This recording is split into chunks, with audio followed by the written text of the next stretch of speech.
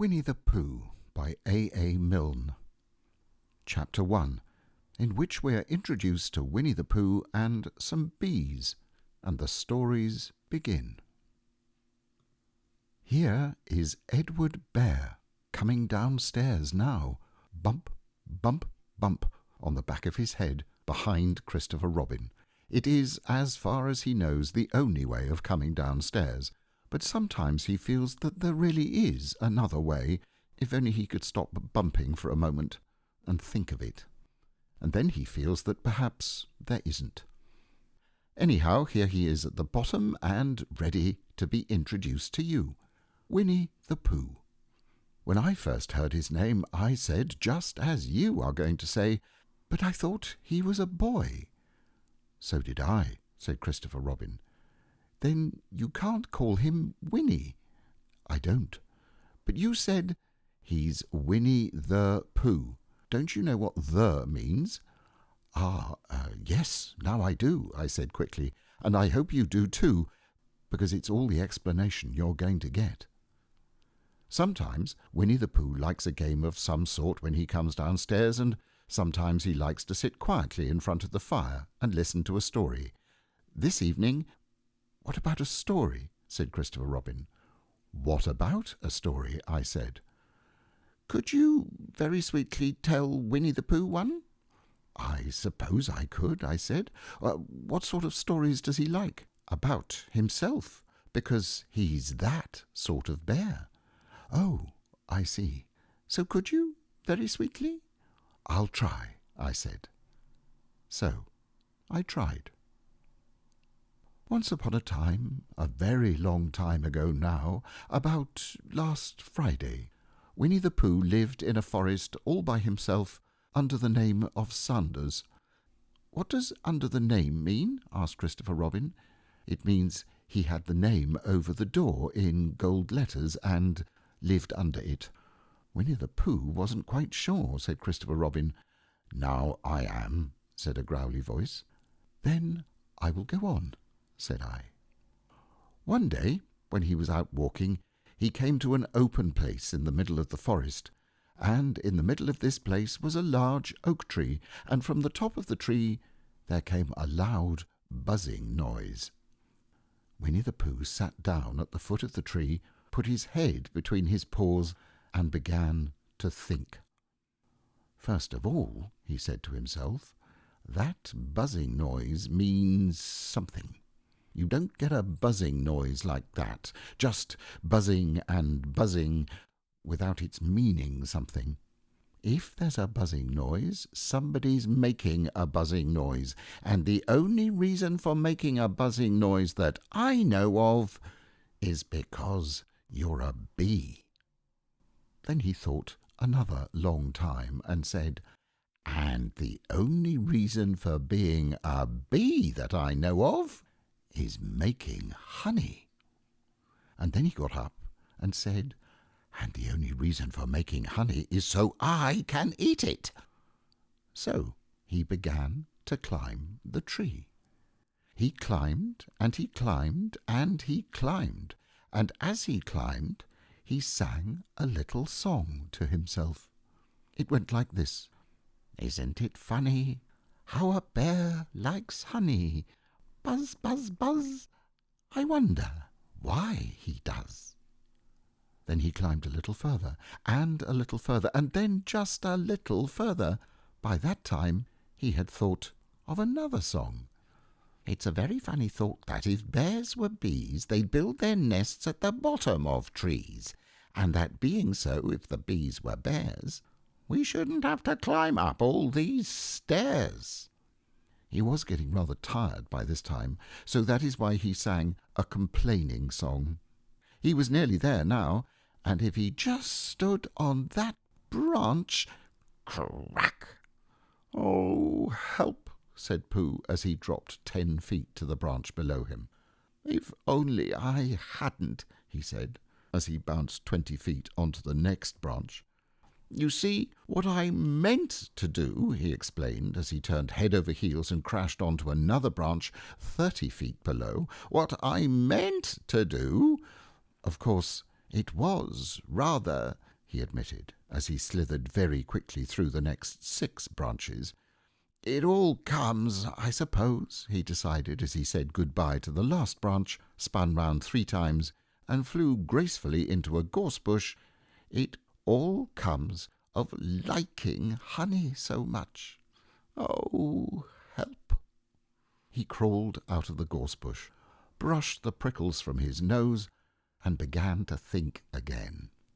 And the first person he thought of was Christopher Robin. "Was that me?" said Christopher Robin in an awed voice, hardly daring to believe it. "That was you." Christopher Robin said nothing, but his eyes got larger and larger, and his face got pinker and pinker. So Winnie the Pooh went round to his friend Christopher Robin, who lived behind a green door in another part of the forest. "Good morning, Christopher Robin," he said. "Good morning, Winnie the Pooh," you said. "I wonder if you've got such a thing as a balloon about you." "A balloon?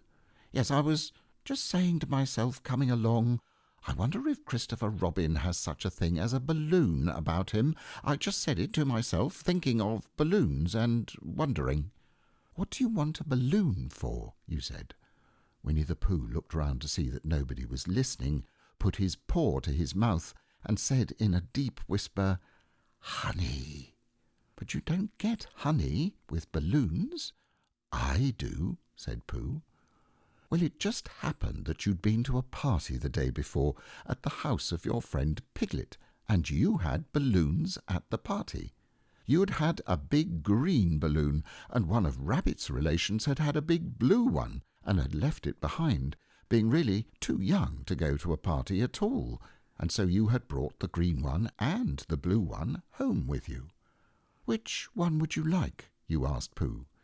He put his head between his paws and thought very carefully. "It's like this," he said. "When you go after honey with a balloon, the great thing is not to let the bees know you're coming. Now, if you have a green balloon, they might think you were only part of the tree and not notice you, and if you have a blue balloon, they might think you were only part of the sky and not notice you. And the question is, which is most likely? Wouldn't they notice you underneath the balloon, you asked? They might, or they might not, said Winnie the Pooh. You can never tell with bees. He thought for a moment and said, I shall try to look like a small black cloud. That will deceive them. Then you had better have the blue balloon, you said.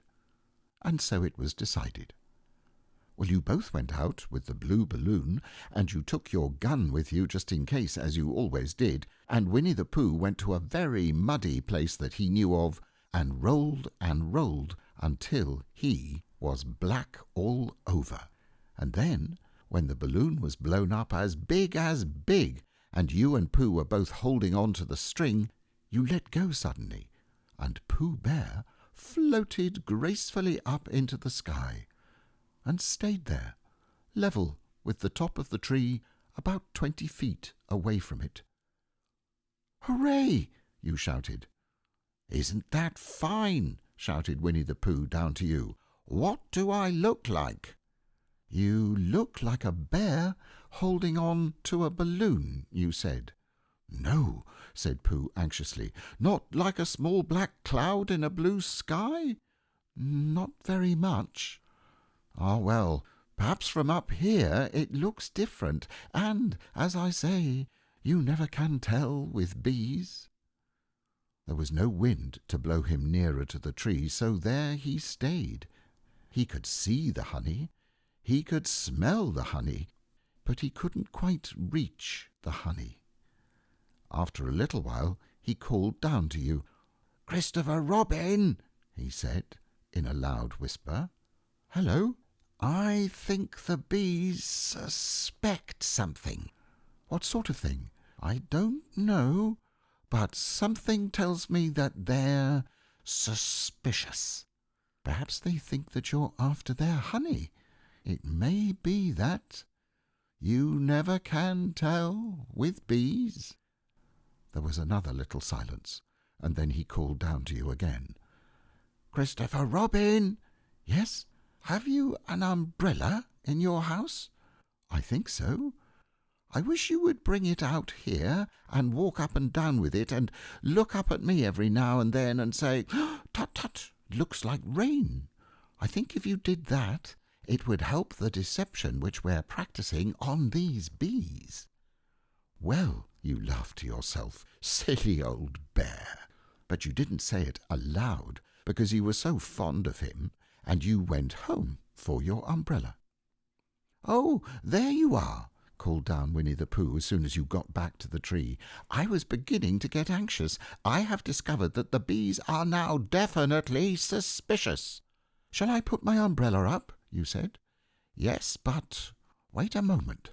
We must be practical.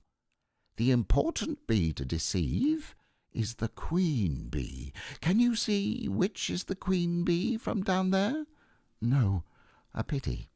"Well, now, if you walk up and down with your umbrella, saying, 'Tut, tut, it looks like rain,' I shall do what I can by singing a little cloud song, such as a cloud might sing. Go."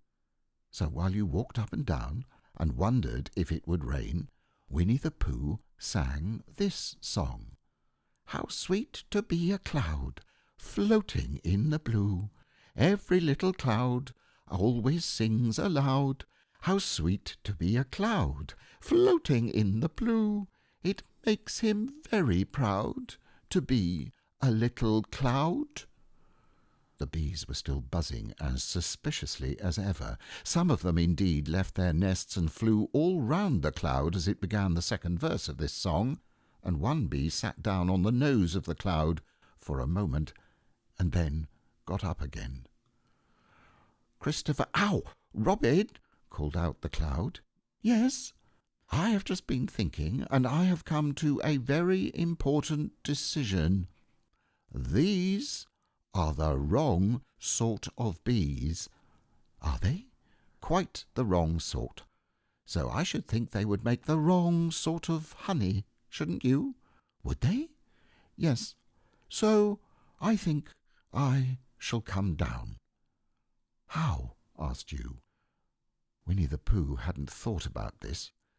If he let go of the string, he would fall bump, and he didn't like the idea of that. So he thought for a long time, and then he said, "Christopher Robin, you must shoot the balloon with your gun. Have you got your gun?" "Of course I have," you said.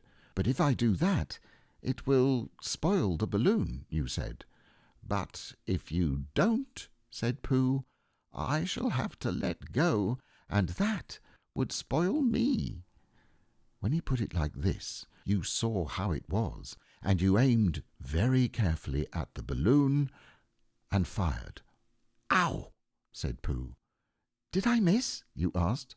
"You didn't exactly miss," said Pooh, "but you missed the balloon."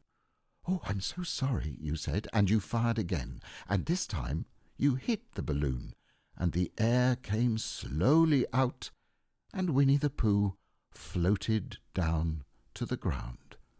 But his arms were so stiff from holding on to the string of the balloon all the time that they stayed up straight in the air for more than a week, and whenever a fly came and settled on his nose, he had to blow it off, and I think, but I'm not sure, that is why he was always called Pooh. "Is that the end of the story?" asked Christopher Robin. "That's the end of that one. There are others, about Pooh and me, and Piglet and Rabbit and all of you. Don't you remember?" "I do remember, and then when I try to remember, I forget. That day when Pooh and Piglet tried to catch the heffalump, they didn't catch it, did they? No. Pooh couldn't because he hasn't any brain. Did I catch it? Well, that comes into the story." Christopher Robin nodded. "I do remember," he said, "only Pooh doesn't very well, so that's why he likes having it told to him again, because then it's a real story and not just a remembering." "That's just how I feel," I said. Christopher Robin gave a deep sigh, picked his bear up by the leg, and walked off to the door, trailing Pooh behind him. At the door he turned and said, "Coming to see me have my bath?" "I might," I said. "I didn't hurt him when I shot him, did I?" "Not a bit." He nodded and went out, and in a moment I heard Winnie the Pooh, bump, bump, bump, going up the stairs behind him.